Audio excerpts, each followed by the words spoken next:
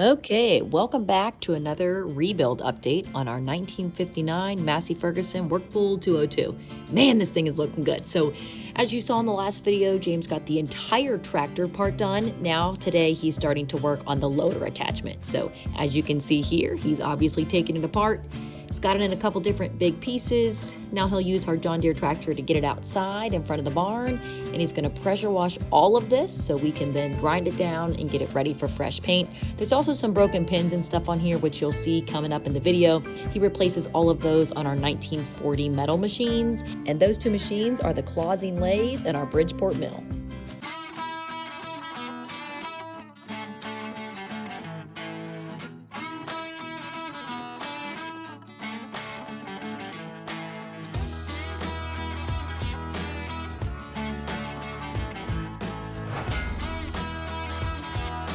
Now that the tractor is done, it is officially time to start working on all the loader pieces. So we got our grinders back out and we're gonna start chipping away just like we did on the tractor. Oh my goodness. We grinded and grinded and grinded on these tractor pieces. But as you can see by the tractor in the background and what we showed in the previous video, it's 1,000% worth it. That tractor turned out unbelievable. Like, I truly cannot believe how good it actually looks. James has just really poured his heart and soul into this, and you can tell because it looks amazing. So I know it's going to be worth it. So that's okay. We spent a lot of time grinding this, but wait until you see it when it's done. All the implements and parts for the loader are completely sanded down and ready to be primed. James just went through and he's wiping everything with acetone right now, and then he's going to spray it with primer. And we are now outside priming. James is working on that part of the loader, and then I've got this whole backside done. And now I'm gonna work on the inside, and James is going to cut that top wavy part off and replace it, but not until it's back on the tractor. And this is what our kids are doing. Go ahead, bud. Whee, that's awesome. That's the old tractor tires. Nice. That's the old tractor tires with a mat on top of it.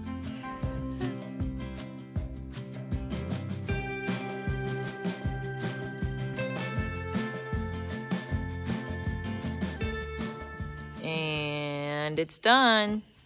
Got our makeshift little painting room up here Courtney put up, so.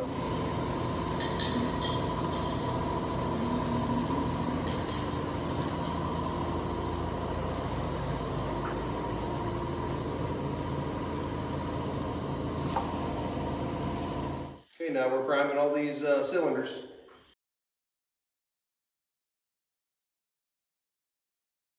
Let's put these on jack stands so we can get it painted.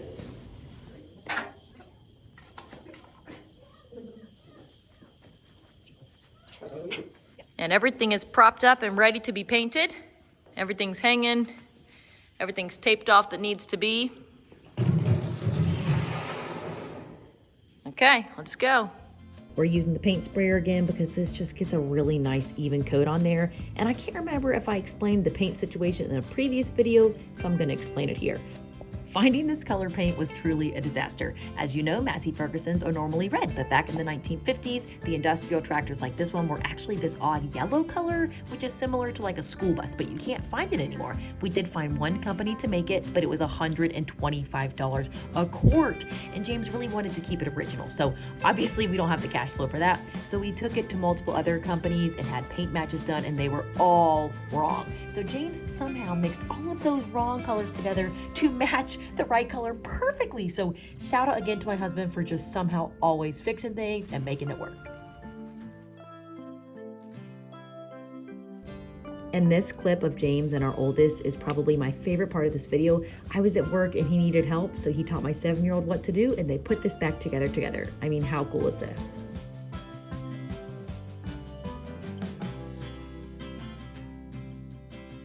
And now right here I'm making new pins on the Clausing lathe for the tractor.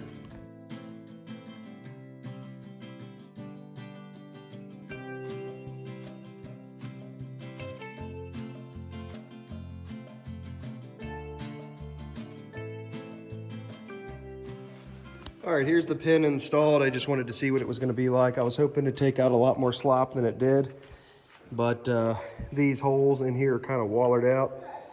Believe it or not, it did take out a lot more slop than you would think. But this right here, I'm gonna end up cutting off and build a pin into it. But this is good enough for me. It's better than the last pin, so call it quits for tonight. All right, you can see here we're trying to make a small bolt.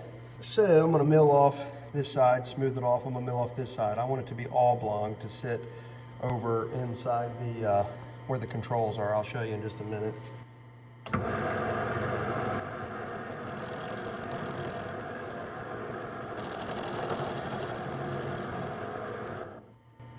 Flip it around, do the other side. You can see here, I'm gonna clean that up on the bench grinder. That should look pretty good.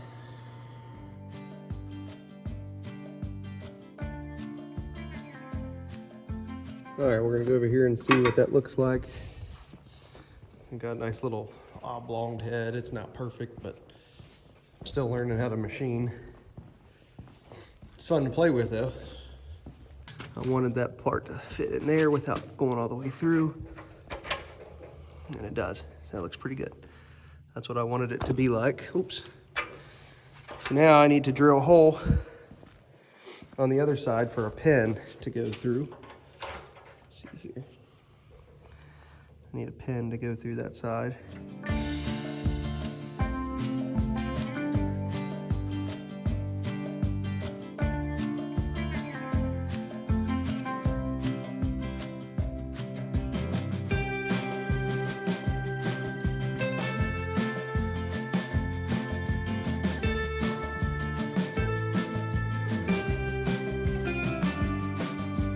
An update. I'm about to go eat some lunch, but got the hydraulic pump installed. I got new seals on it, and I went ahead and cleaned out this filter. There was a screen and there was like a sock filter in there.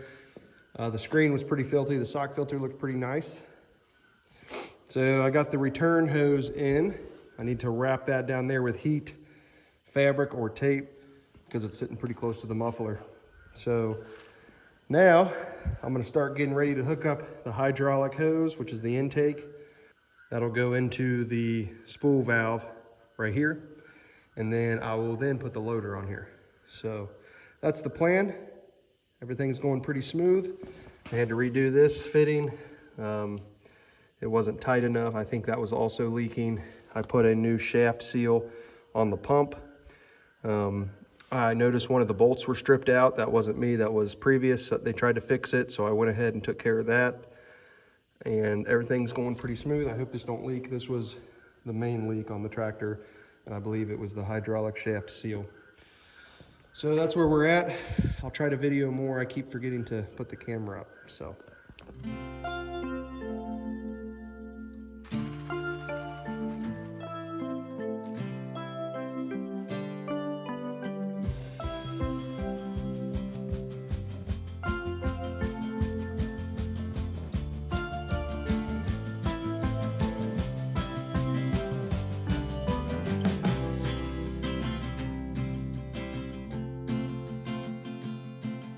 All right, we're gonna put in this hydraulic cylinder.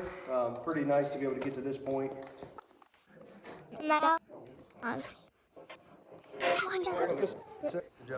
We got the cylinder on, or I'll put some cotter pins inside those holding pins. So, okay, we're putting on our hydraulic hoses.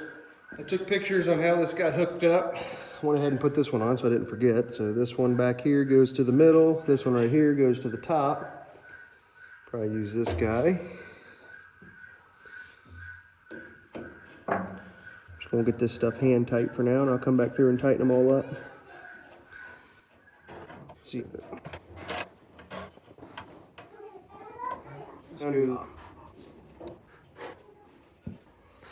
I'm getting a couple hydraulic hoses made. We're gonna go here when we pick up my kids from school, or one of them anyway. We're gonna go and pick up those hoses. They're getting made right now. Hopefully it's not too expensive. We'll go down through here and tighten all these up nice and tight. I'm hoping to be able to test out the hydraulics today. Okay. There we go.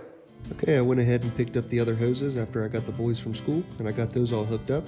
Now I'm hooking up the bucket on the tractor, and you're going to see here that I'm actually using the control valve to move the arms up and down to be able to hook that bucket up. And here I'm lifting it all the way up, and you can see that everything's working just fine. You'll notice too that it's just primer at the bottom of that bucket, and I'm happy to be able to move the bucket around with some hydraulics because it's so heavy. I'm lifting it up, and I'll paint it, because this next couple videos we're going to be working on the backhoe. So as we're painting the backhoe, we'll get that bucket painted. Thanks for watching. Have a great week.